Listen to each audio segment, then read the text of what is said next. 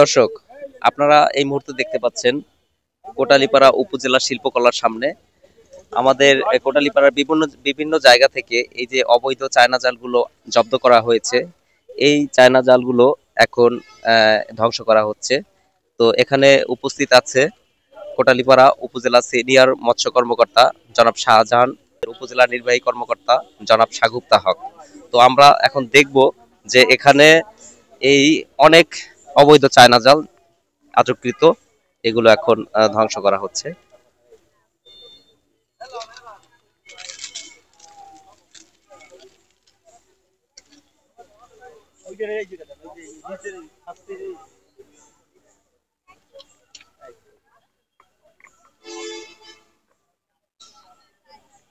সাধারণ সর্দার না। আপনারা যেটা বলছেন যে হোলসেল পর্যায়ে মানে যেটা কি মানে বিক্রেতারা যেটা বিক্রেতার পর্যায়ে থেকেই যদি আমরা হচ্ছে এটা হচ্ছে মানে উদ্যোগ নেওয়ার বিষয়, তো এটা হচ্ছে আমাদের মোবাইল কোড এই বিষয়ে সবসময় চলমান আছে। আপনারা হচ্ছে রিসেন্ট কিছুদিন আগেও দেখেছেন যেহেতু সরকারি কমিশন ভূমি মোবাইল কোড পরিচালনা করেছে এবং হচ্ছে সেখান থেকে কিন্তু হচ্ছে বিক্রেতা পর্যায়ে থেকে দোকান থেকে কিন্তু হচ্ছে চায়না জাল হচ্ছে উদ্ধার করে ধ্বংসও করেছে। তো হচ্ছে আর এটা হচ্ছে ক্রেতা পর্যায়ে বা হচ্ছে আমরা যদি মাঠে জেলেদের কাছ থেকে এগুলো হচ্ছে নিয়ে আসা হয়েছে কলাবাড়ি ইউনিয়নে 30টি হচ্ছে জাল এখানে আছে। পিঞ্জুরি ইউনিয়নে আরো হচ্ছে বেশ কিছু জাল আছে উদ্ধারকৃত, সেগুলো আমরা আগামীকাল ধ্বংস করব।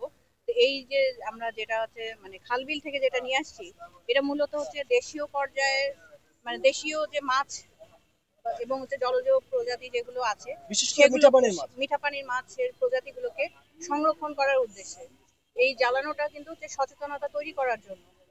একজন হচ্ছে বিক্রি হচ্ছে করছে দোকানে কিন্তু বিষও বিক্রি করে, ঠিক আছে, কিন্তু আমি নিশ্চয়ই নিজে যাই হচ্ছে বিষ কিনে চাই সেটা হচ্ছে মজা করে খাবো না, ঠিক আছে।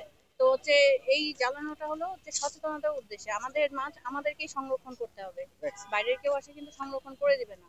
আর দোকানে যা পাওয়া যাবে সেটা কি সেটা দিয়ে হচ্ছে আমি মাছ ধরে ফেলবো এরকমও না।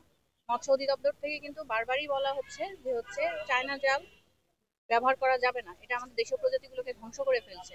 তো হচ্ছে বলবো যে জেলে যারা আছে বা মৎস্যজীবী যারা আছে তাদেরকে হচ্ছে নিজ নিজ জায়গা থেকে একটু সচেতন হতেই হবে।